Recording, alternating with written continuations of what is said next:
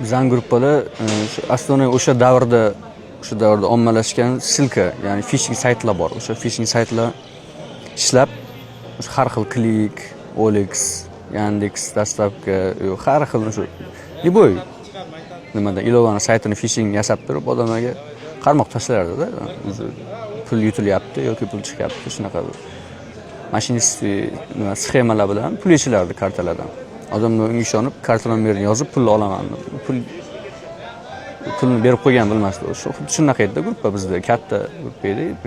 400 tacha odamimiz bor edi o'sha paytda. Ichida 8 ta administratsiya bor. Qolgan hammasi oddiy ishchilar edi, workerlar, mashinniklar. Ular bizga ishlardi, mashinniklar. Biz bot yaratganmiz, o'sha botdan avtomatik bot silka generat qilib beradi. Har bitta odam o'ziga tegishli silkani komanda berilsa, o'sha odamlar u silkalarni olib odamlarni aldardi, ishchilar. Biz vazifamiz o'sha aldangan odamlar karta nomerli narsalarni yozadi, bizga keladi ular. Biz shu kartasiga kirib operatsiyalarni bajaramiz. Pullarni yechamiz yoki xavfsiz joyga olib o'tamiz pullarni. Chetga chiqarib yuboramiz. Kiviga shular har xil nimalarga kriptovalyutaga. Shunaqa edi bizning gruppamiz. Bu imperiya bo'lganda bizda katta tizim bor edi, o'sha tizim bo'yicha ishlardik ma'lum. Shunaqa gruppalar bor, unga ko'pchilik bilmaydi, u gruppani chunki kirib bo'lmaydi. Приглашительный silkalar bo'ladi, o'shalar orqali kiriladi gruppalarga. Odamning shaxsiy ma'lumotlari sotiladi. O'zbekistonda nechta aholi bo'lsa, 37 million, 37-38 million aholi bor.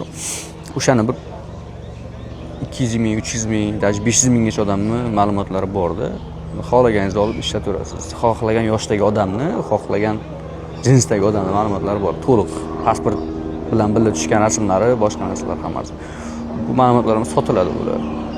Kiberjinoyat kecha yoki bugun paydo bo'lgan virus emas.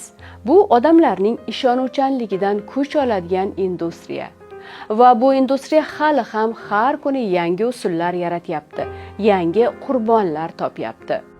To'liq videoni Kunuzning YouTube'dagi sahifasida tomosha qilishingiz mumkin.